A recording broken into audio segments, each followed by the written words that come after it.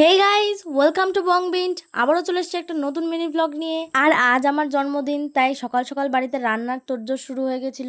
আমি camera on করাতে স্টেজে নতুন রাঁধুনি চলে এসেছে একটু খুন্তি নাড়তে। প্রায় সব রান্নাই শেষ হয়ে গেছে আর আমি একটু চিকেন কষাটাকে টেস্ট করে দেখছিলাম। আর তারপরই বাড়িতে সব গেস্টরা চলে আসলো। আর সকাল থেকে এত বৃষ্টি হচ্ছিল যে আমি তো ভেবেছিলাম কেউ আসতেই পারবে না। তো শেষমেশ ঠাকুর আমার উপর একটু দয়া করে বৃষ্টিটাকে থামিয়ে দিল আর সবাই চলে এসেছে। আমি খুবই খুশি হয়েছি। সবাই তো খুব ভালো ভালো গিফট নিয়ে এসেছিল আর আমার সেগুলো খুবই পছন্দ হয়েছিল। এবার আমি গিফটগুলোকে আনবক্স করে করে দেখবো। আর এই গিফটটা তো আমার সব থেকে বেশি পছন্দ হয়েছিল, কারণ আমি একটু ঘড়ি পরতে বেশি পছন্দ করি। ঘড়িটা তোমাদের কেমন লাগলো অবশ্যই কমেন্ট বক্সে জানিয়ে যাবে। তোমরা হয়তো জানো আমি বেশি কিছু সাজি না, নর্মাল থাকতেই বেশি পছন্দ করি। তবে সবার সঙ্গে আমার মানাচ্ছিল না বলে এই ম্যাডাম এক প্রকার জোর করেই আমাকে সাজিয়েছিল, কিন্তু আমি বেশি কিছু সাজিনি, নর্মালি ছিলাম। আর এই বড় গিফটটা ওপেন করতে গিয়ে আমার ধৈর্য প্রায় চলে যাচ্ছিল, কিন্তু এই ফুলটা দেখার পর ধৈর্য আবার মাঝ রাস্তা থেকে ফিরে এসেছে। তো এই গিফটটাও খুব সুন্দর হয়েছে। আর তোমাদের কেমন লাগলো অবশ্যই কমেন্ট করে জানাবে। আর এখানে একটা মিস্টেক হয়ে গেছিল। আমরা তো ভেবেছিলাম এখানে ছবি তোলা হচ্ছে, কিন্তু এখন এডিট করার সময় দেখছি না, এটা ভিডিও হচ্ছিল।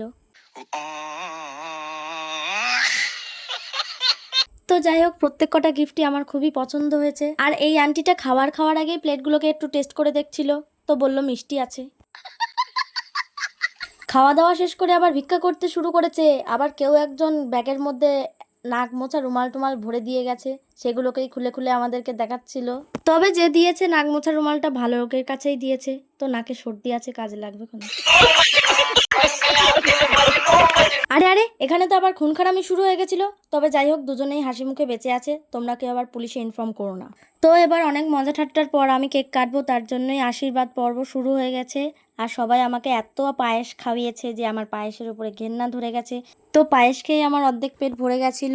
এবার ফাইনালি আমি কেকটা কাটবো। আর এই স্পার্কেলটা জ্বালানোর সময় তো আমরা তিনজন তিন দিকে ছিটকে গেছিলাম।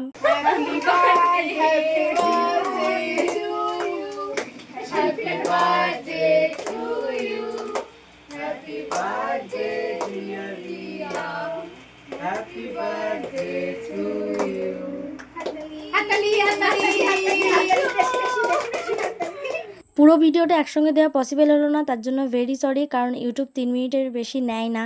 তো পরের পার্ট দেখার জন্য চ্যানেলটাকে সাবস্ক্রাইব করে দিয়ে যেও। বাই।